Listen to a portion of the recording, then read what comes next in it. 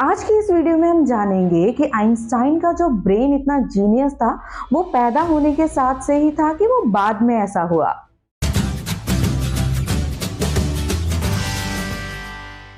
Albert Einstein एक physicist थे जिन्होंने थ्योरी ऑफ रिलेटिविटी E=mc² और photo electronic effects of law बनाकर पूरी दुनिया को हैरान और परेशान छोड़ दिया था। और इनकी इसी वजह से इनको नोबेल प्राइज से भी नवाजा गया।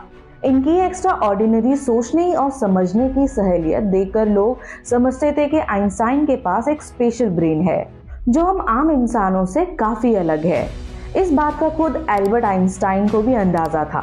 इसी वजह से वो नहीं चाहते थे कि मरने के बाद उनकी बॉडी के हिस्से पर रिसर्च की जाए, बल्कि उन्होंने तो ये इंस्ट्रक्शन दे रखा था कि मरने के बाद उनकी बॉडी को जलाकर राख कर दिया जाए। लेकिन फिर वही हुआ जिसका आइंस्टाइन को डर था।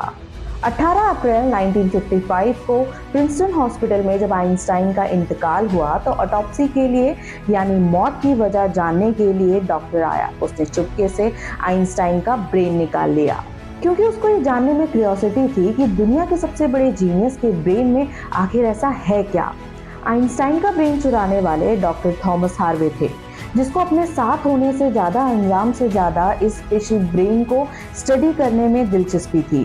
कुछ दिनों बाद जब प्रिंसटन हॉस्पिटल को डॉक्टर हार्वे की इस हरकत का पता चला तो उनको अपनी जॉब से हाथ धोना पड़ा। लेकिन डॉक्टर हार्वे आइंस्टाइन के बेटे हंस एल्बर्ट से जैसे तैसे करके परमिशन लेने में कामयाब हो गए कि वो उसके बाप के स्पेशल ब्रेन के अंदर छुपे राजों से पर्दा उठाकर उसको पूरी दुनिया के सामने लाना चाहते हैं। इस दिन के बाद से शुरू हुआ इस ब्रेन का एक लंबा सफर। डॉक्टर हार्वे एक पैथोलॉजिस्ट थे जो सिर्फ पोस्टमार्टम करना जानते थे, या उनका ख्याल था कि वो इतने बड़े जीनियस के ब्रेन पर रिसर्च कर पाएंगे। अब कंडीशन यह थी कि डॉक्टर हार्वे प्रिंसटन हॉस्पिटल की जॉब से हाथ धो बैठे थे और अपने पैथोलॉजिस्ट का ओहदा भी। आइंस्टाइन का ब्रेन जो पहले ही डॉक्टर हार्वे रिजर्व कर चुके थे, वो इसे लेकर पेनिनसुला के शहर फिलाडेल्फिया ले गए, जहां उन्होंने इस ब्रेन की कई फोटो ली। फिर उसको 240 छोटे छोटे पीसेस में काट कर हर पीस को अलग अलग जार्स में प्रिजर्व करके अपनी बेसमेंट में छुपा दिया। इस मसले को लेकर डॉक्टर हार्वे अपनी बीवी के साथ कई बार झगड़ा होता रहता, क्योंकि उनकी बीवी अक्सर उन्हें धमकी दे देती कि वो इस ब्रेन को उठाकर कहीं फेंक देंगी। एक दिन झगड़ा इतना बढ़ गया कि दोनों मियां बीवी को डिवोर्स लेकर अलग अलग होना पड़ा और डॉक्टर हार्वे ब्रेन लेकर कैंसर के शहर विचिता चले गए, जहां वो एक बायोलॉजिकल टेस्टिंग लैब में मेडिकल सुपरवाइजर की नौकरी करने लगे। यहाँ वो अपने फ्री टाइम में आइंस्टाइन के ब्रेन पर खूब स्टडी करने की कोशिश करते।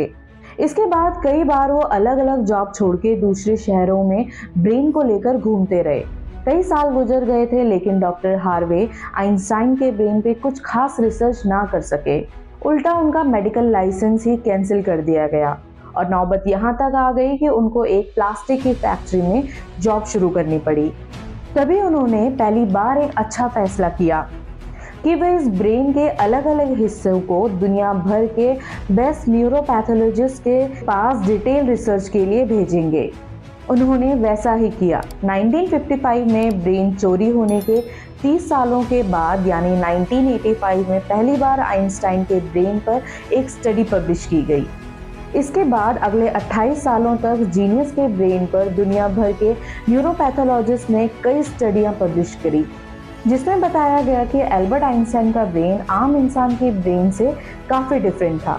सबसे बड़ा डिफरेंस ब्रेन के कॉर्पस कॉलोसम नामी हिस्से में पाया गया। अब यह जानना ज़रूरी है कि इंसानी ब्रेन दो अलग अलग हिस्सों में डिवाइड होता है। इंसान जो भी काम करता है वो ब्रेन के हिस्से में पहले प्रोसेस होता है और फिर ब्रेन हमारे जिस्म को उस हिस्से को सिग्नल देता है। लेफ्ट ब्रेन हमारे जिस्म के राइट हिस्सों को कंट्रोल करता है, जबकि राइट ब्रेन हमारे जिस्म के लेफ्ट हिस्से को कंट्रोल करता है। इसके अलावा 90% इंसानों का लेफ्ट ब्रेन बोलने, समझने और मैथमेटिकल कैलकुलेशन और राइटिंग यानी लिखने के दौरान काम आता है, जबकि राइट ब्रेन आपके क्रिएटिविटी, शेप्स को पहचानने, आर्ट और म्यूजिकल स्टडीज की जिम्मेदारी होती है। अब आप भी ये सोच रहे होंगे कि इन सब में कॉर्पस कॉलोसम का क्या काम है। मान लें कि आप कीबोर्ड पर टाइपिंग कर रहे हैं या फिर किसी मोबाइल फोन पर। इस दौरान हमारे दोनों हाथ टाइपिंग में बिजी हैं। कुछ अल्फाबेट्स हमारा सीधा हाथ टाइप कर रहा है और कुछ उल्टा हाथ टाइप कर रहा है। इसी दौरान लेफ्ट हैंड से एक मिस्टेक हुई तो आपने फौरन राइट हैंड के इस्तेमाल से उस मिस्टेक को इरेज कर दिया। तो इसका मतलब ये हुआ कि जब हमारे राइट ब्रेन से मिस्टेक हुई तो उसे लेफ्ट ब्रेन ने फौरन सिग्नल देकर वह मिस्टेक ठीक करवाई।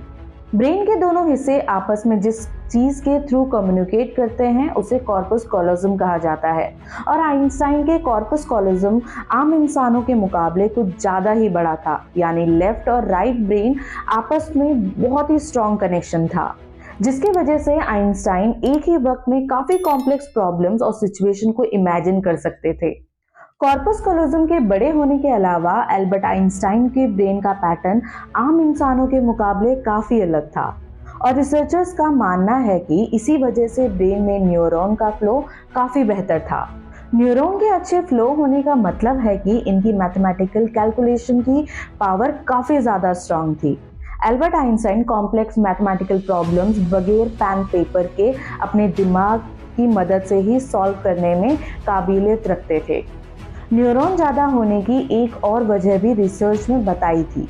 जब आइंस्टाइन के ब्रेन का वजन किया गया तो उनके ब्रेन का वजन 1230 ग्राम था, जबकि आम इंसान के ब्रेन का वजन 1400 ग्राम होता है।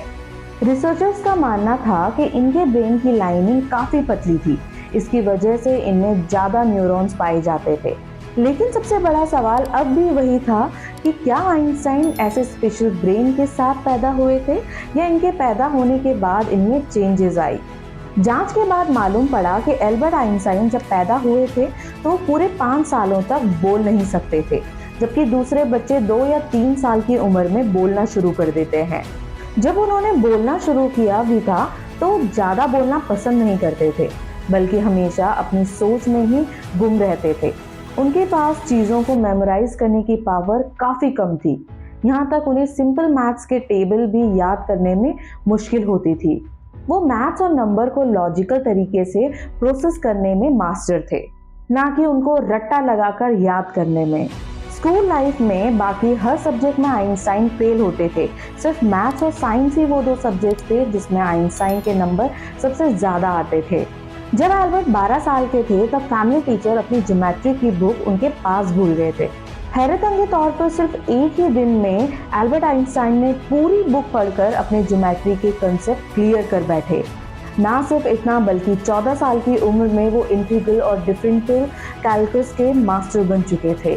मैथ्स और साइंस में इनकी इतनी स्ट्रॉन्ग ग्रिप थी कि जब क्लास में सवाल पूछने के लिए हाथ खड़ा करते तो प्रोफेसर घबराने लगते थे, क्योंकि आइंस्टाइन के अक्सर सवाल टीचर्स के सर के ऊपर से गुजर जाते थे। छोटी सी उम्र में वो इस यूनिवर्स के लॉ को एक छोटी सी इक्वेशन में बंद करना चाहते थे, और यही उन्होंने अपनी जिंदगी का मकसद बना लिया था। 26 साल की उम्र में ही आइंस्टाइन ने 4 रिसर्च पेपर्स पब्लिश करके पूरी दुनिया को हैरान कर डाला, और इस वजह से उनको पीएचडी की डिग्री और नोबेल प्राइज से भी नवाजा गया। उसका अंदाजा आप सिर्फ इस बात से लगा सकते हैं कि आज भी आइंस्टाइन के उन थीसिस के बिना साइंस बिल्कुल अधूरी है। कई डॉक्टर्स और साइंटिस्ट ने ये नतीजा निकाला कि एल्बर्ट आइंस्टाइन का ब्रेन उनके पैदा होने के बाद स्पेशल बना था, जिसकी सबसे बड़ी वजह थी कि जब उनको अपने कोई सवालों का जवाब नहीं मिलता तो वो खुद अपने दिमाग की मदद से उस सवाल का जवाब तलाश किया करते थे। छोटी उम्र में ऐसा करने से उनका ब्रेन उसी हिसाब से डेवलप होता गया।